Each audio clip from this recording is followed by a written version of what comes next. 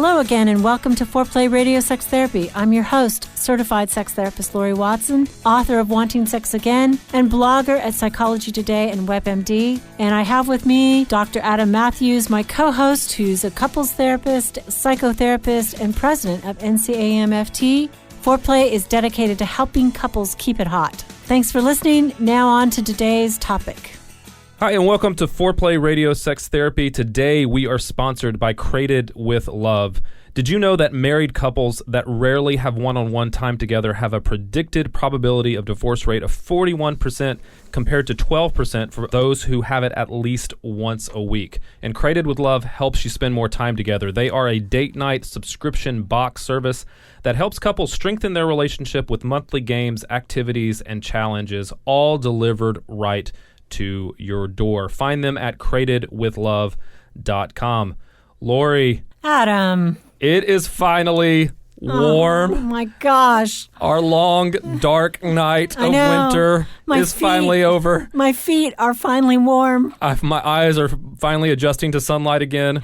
I know, thank God. And it's beautiful here. It is beautiful. It is just beautiful. In good old North Carolina. Yeah. Oh, my gosh. Everything's blooming. It smells so good. You and Derek have big summer plans? We do. We're going with the fam. We're all going to San Fran. San Francisco. Yeah. Nice. Yeah. Nice. All right. We're going to go to the wine country. Trip. Yep.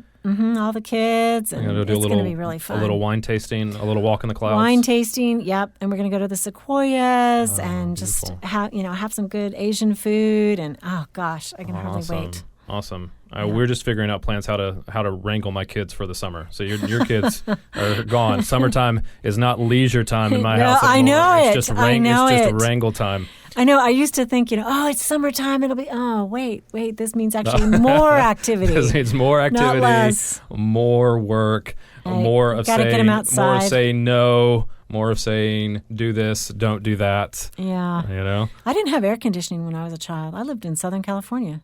Oh, man. Yeah, no air. It was just hot. I cannot. Being in the South, you cannot live without it. It's crazy. It is a necessity. Crazy hot. But I am so ready for crazy hot. I'll take crazy hot over crazy cold. Yeah, exactly. Any day. Exactly. So today we are talking about the 7 do's and don'ts of a great sexual relationship. And this is a question we get frequently. What do you do? What do you not do? Just wanting to impart some knowledge in this area. These are kind of the rules, right? The rules. These are the don'ts. Yeah. Yeah. So, I think the first one is don't make a big deal out of it. Don't react negatively, particularly if your partner is struggling. Maybe he loses his erection or she's not seeming to get aroused.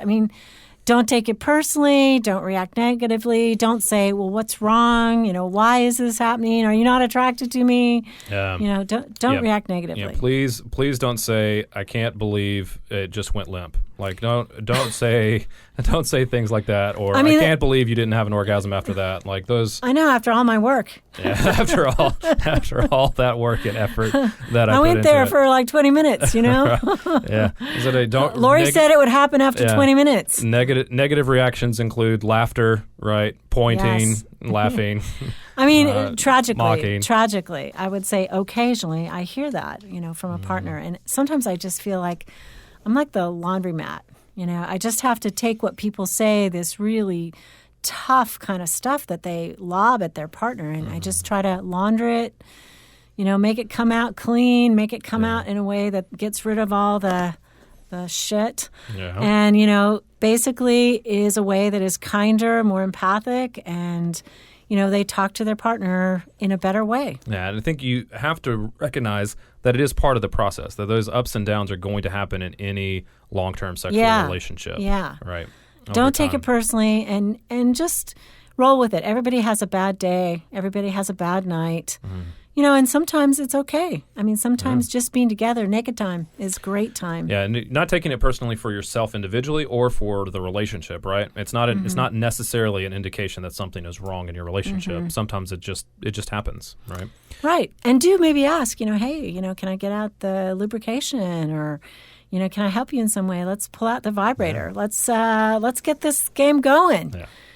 Some positive energy, I think, is way better than a criticism in bed. Yeah, absolutely. Our second don't check your phone. Right. Oh my goodness! At dinner or in the bedroom, either place. Yeah. Are you a fan of this? I'm a fan of keeping all the electronic devices out of the bedroom. Absolutely. There's just not. It's just helpful, right, for that vibe that we always talk about of keeping the bedroom for rest and sex, right? Yeah. It's helpful with Sleep rest, and sex. and it's helpful with sex as well. So if possible, getting them out of the bedroom is just helpful, right? Yeah. But it creates something where you're distracted. You're not present in the moment, right? I know. People sleep with their phones. They sleep with their phones next to their pillow. Yeah. There's an app, for the record, too, that measures your sleep by your movements on your bed. Yeah, I tried that for a while. Some people put them under the pillow, right? Yeah, exactly. Yeah. But I just think it takes you out. Sex is it requires you to be present, right? Good sex requires you to be present in your body, fully participating. And the things like phone, the iPad, they're distracting. And they pull you away from that moment. They are. I think we are all just leashed to our phones. Recently, I've been practicing just on a weekend, unleashing. Putting the phone down and figuring, if a client needs me and it's an emergency, they can go to the ER if they are that emergent. Yeah. I mean, it's hard, but you can't be ever available. And you can't be ever available to your work. I mean, people, put the phone down. And I think this is becoming such a cliched piece of advice as well, but it's so true. I think everybody is talking, recognizes that as something you should do. But if you want to improve your sex life, get them out of the bedroom, put them down, put them in the drawer. Do something to get away from that. Don't rate your sex life on social media. Don't rate your sex life on social media. None of that, for please. Sure. Our third don't stop listening to what your partner wants, right? I think this is such a good one, right, of being able to tune in and be attentive to what they are saying. Yeah, I think that many times people get discouraged, especially the sexual distancer. They said, I have asked for this, and my partner just never remembers all the accoutrements that I need. Maybe it's music or candlelight, or maybe it's just aggression. Sometimes they really want a really enthusiastic beginning, and their partner seems to forget that. And so doing that and remembering that often helps. They have to listen and kind of remember and prioritize what we say. They do, and oftentimes I think people too think they have to just say that once, and then their partner's going to get it forever. But that's often not the case. I think it's rarely the case. Yeah, and it doesn't mean that their partner is not trying or not being attentive to them. I think it's both ways. I have to be attentive to what you say, but I also have to continually repeat what I need. And I think when people do that, they're going to get further, right? And if they don't get frustrated that they have to repeat themselves sometimes, because it just can get lost. It can get lost in time. It can get lost in all the stuff of life. And being able to say that clearly and having a partner that also hears that and listens to that creates some goodness in their sex life for sure. That's true. Also, don't keep doing the same things that are not working. I sat with a couple recently, and for many years, it didn't work for her. And she didn't say anything, and he knew it wasn't working for her, and he didn't say anything, and they just kept doing the same thing over and over, and they both knew it wasn't working. I think the beautiful thing was they kind of blamed themselves versus each other.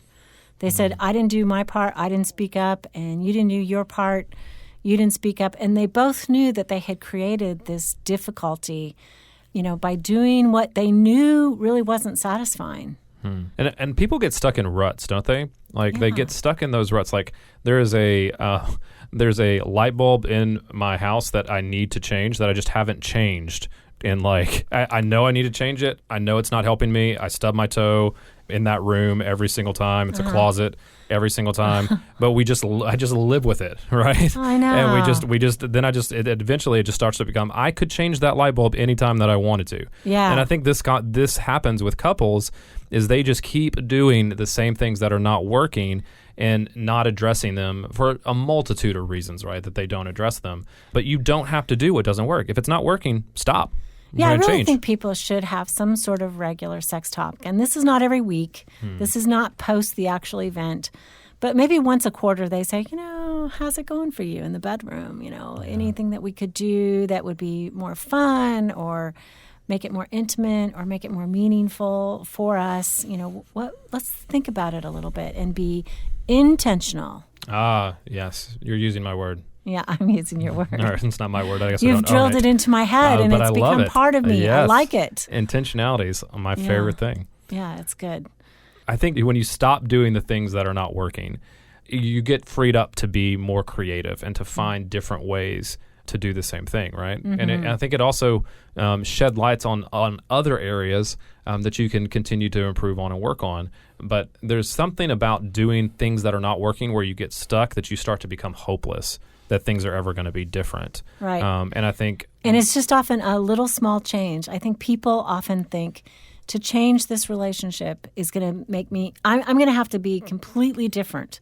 Or my partner wants me to be completely different. And actually, partners are often very satisfied when we make small steps in their direction. Okay, maybe you can't do this one act that they really like, but can you allow them to fantasize out loud about it? So that they can, in their mind experience it and enjoy it or something. I mean, is there some way you can give that makes it better? Yeah. So we got through 4. We got 3 more. Okay. All right. Back in a minute. Foreplay Radio Sex Therapy. Thank you so much to all our Patreon supporters, right? Yeah. Patreon is a platform where you can directly support things that you love. We really want to expand the resources that we can be able to provide to you as our listeners. If, our work touches you and our work helps you, we would be so grateful for your support. Just go to our website, foreplayrst.com, and there you can find a way to support us, and you can see our episodes and our blogs. And thank you so much, guys. Speaking with certified sex therapist Laurie Watson from Awakening Center for Couples and Intimacy. Laurie, what is an intensive? So an intensive is 12 to 14 hours of therapy all in one weekend. And it's a way to really make fast progress compared to weekly therapy. I mean, there's just so much more you can get done when you have a chunk of time. Overcome the challenges in your relationship and your sex life. Learn more about intensives and Awakening Center's other services at awakenloveandsex.com. At Matthews Counseling, we believe it is our job to come alongside you in whatever difficult challenges of life you are in and help you rediscover hope and to find the strength that you have to face those challenges. We strive to create a safe and comfortable place for you to explore who you want to be and identify the obstacles standing in your way. Oftentimes, the first step toward finding help is the hardest, but it can also be the bravest. Give us a call at 919-587-8018. Find us online at matthewscounseling.net. We look forward to working with you. Okay, we are back. Foreplay Radio Sex Therapy, and we're talking about the last 3 don'ts. And, don't think you know everything, right? You need to listen to foreplay. Yes.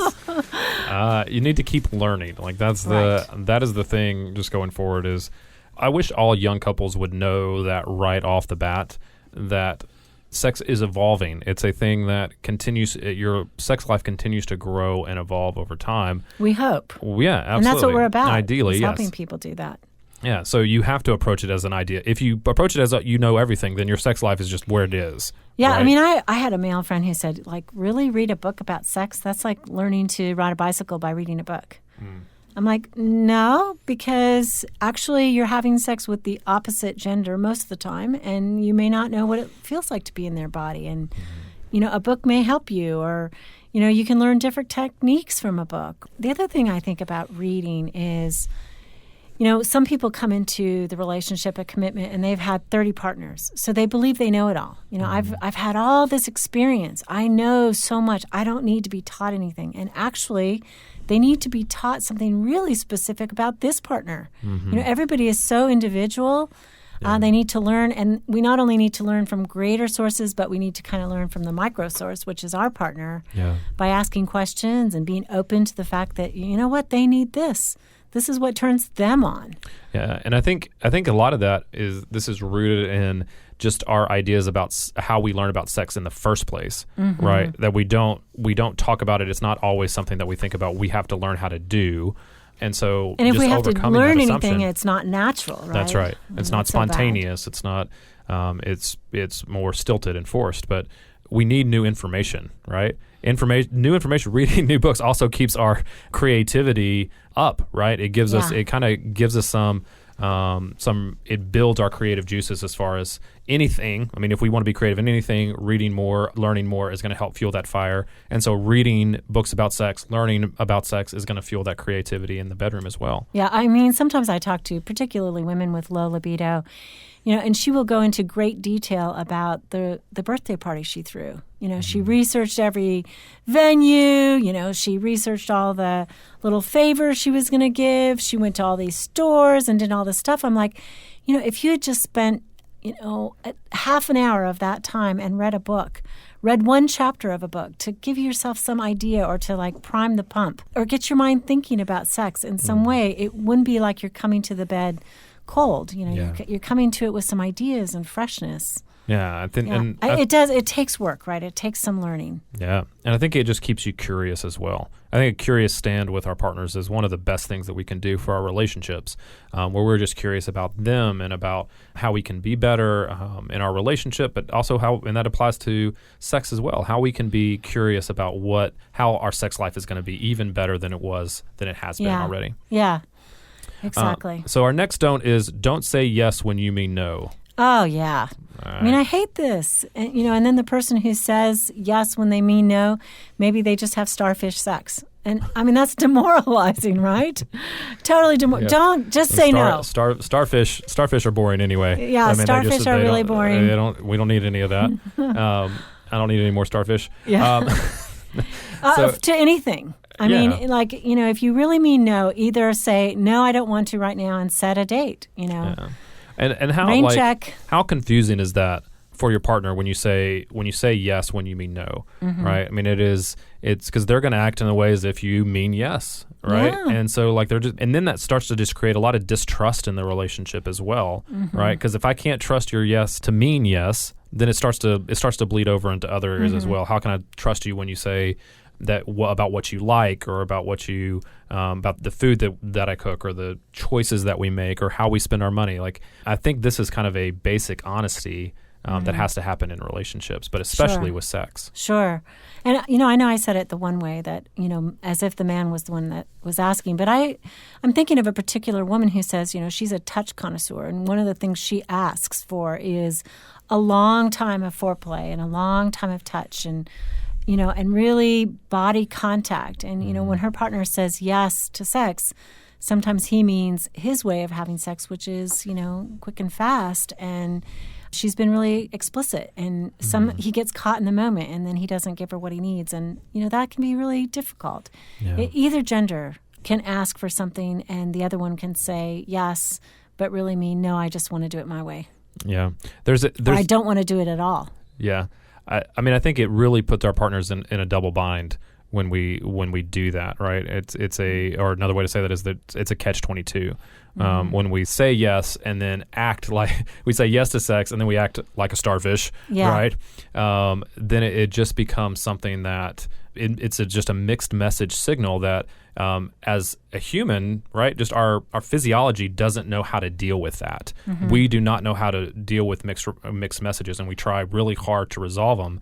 Our brains try really hard to resolve those mixed messages, and if we can't come up with a satisfactory answer, it's kind of crazy making. It is a crazy little making. bit. Our attachment figure is like a person we believe tells the truth. I mean, that's part of attachment. It's part of trust. And so double messages, really mess up the relationship. Yeah, and it makes it hard to know how to go forward. And you can't negotiate, right? You can't negotiate. If your partner is saying yes and they mean no to anything sexually, you can't really say, well, let's talk about this, because they actually just, caved and then went limp. Yeah, and I think it's very damaging for somebody anyway to have sex when they do not want to. It is, right? Absolutely. It is just damaging. Absolutely. In a lot of different ways. And so if you don't want to have sex, don't have sex. Period. Yeah. Right. Yeah. But we also think, of course, long term, sex is part of a committed relationship. It is certainly part of a marriage, and what we pledge is fidelity. So something to be worked out. But in the moment, better to be truthful. Yes.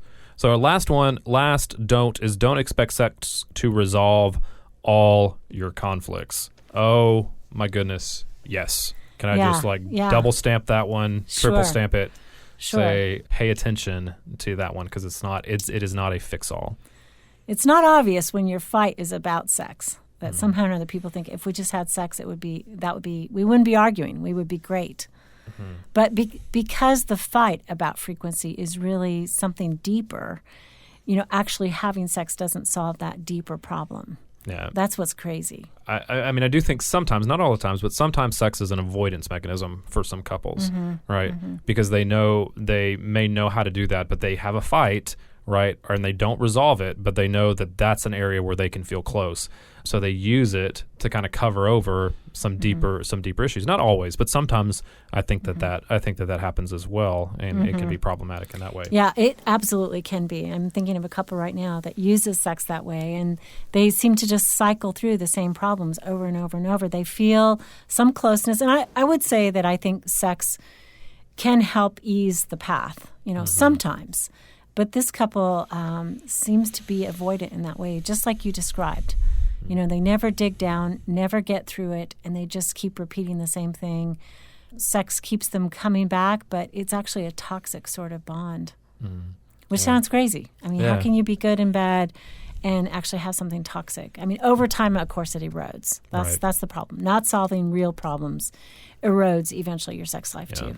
And I think what people skip sometimes is the makeup part of makeup sex. Right? Yeah. They have the fight, and the good part of that, the good way that sex can kind of rebuild and restore after a fight gets messed up because they're not doing the actual making up after the fight. That's right. That is a clever point, I think. Yeah. It's life affirming. Makeup sex is life affirming if we've made up. Yes. Yeah. And that's just a necessary step, but you can't get the cart before the horse, right? Right. But overall, do expect sex to bring you closer, right? I mean, it is a pathway of love, and many people need that in order to feel emotional intimacy first. Yeah, absolutely. The big do, right? Keep it positive. Keep your dialogue open. Keep it creative. Keep it fun. So thanks for listening. This is Foreplay Radio Sex Therapy. You can now call in your questions to the Foreplay question voicemail. Dial 833-MY-4PLAY. That's 833-4-PLAY. And we'll use the questions for our mailbag episodes. Hey, help us stay on top here at Foreplay. We'd love it if you would subscribe and share it with your friends. And please take 1 sec and rate and review us. Thanks so much. All content is for entertainment purposes only and should not be considered as a substitute for therapy by a licensed clinician or as medical advice from a doctor.